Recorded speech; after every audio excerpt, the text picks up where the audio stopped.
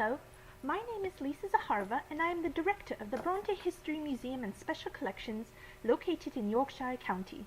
Our institution is dedicated toward preserving the literary work of the Bronte sisters and promoting education and research in the local and international community.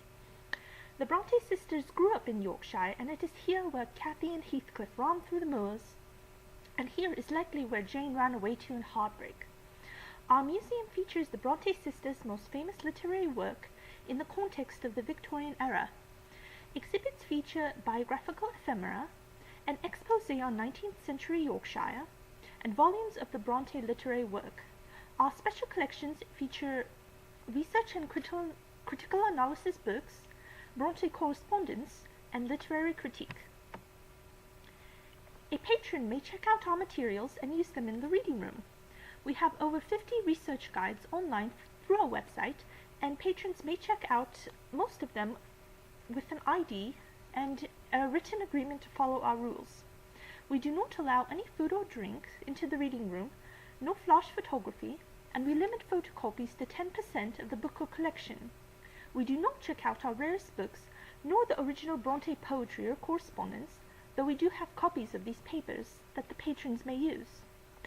I'd now like to show you some of the items we have in our collections. First, we have an old copy of Jane Eyre, and this has illustrations by Fritz Eichenberg. It is written in the 40s.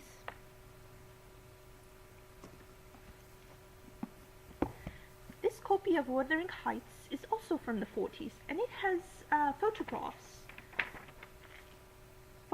and some illustrations of places in the book.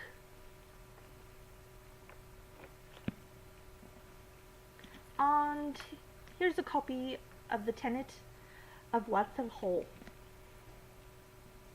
We also have books in our research library: Bronte's A to Z, Critical Interpretations of Wuthering Heights, and one for Jane Eyre.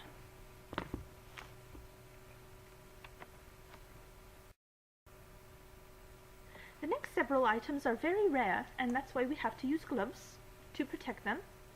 This is the first edition of Wuthering Heights and Agnes Grey, as they were originally published under the pseudonyms Acton and Ellis Bell.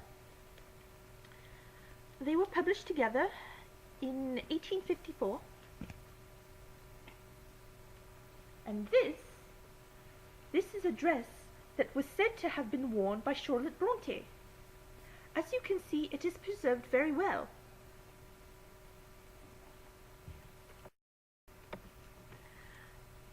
The Bronte History Museum and Special Collections aims to educate future generations in the work of the Bronte sisters. This is why we consider outreach one of our top priorities. Every month, we have a guest speaker come to the museum to give talks on any number of subjects. We travel to secondary schools and colleges to help put the Bronte novels in perspective to students who are reading them as part of their English curriculum.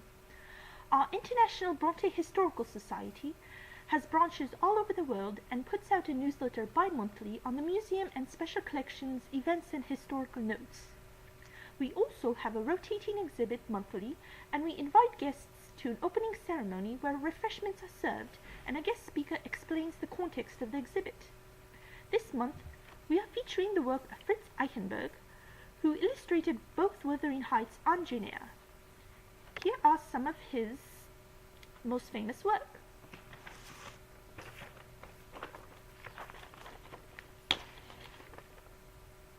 This is from Wuthering Heights.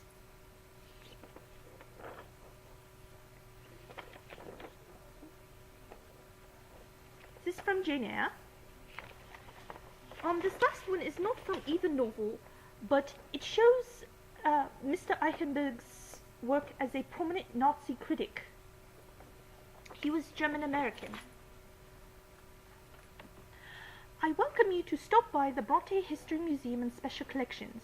We look forward to continuing our mission to bring one of the most famous literary families to you your neighbors, your friends, and to the rest of the world.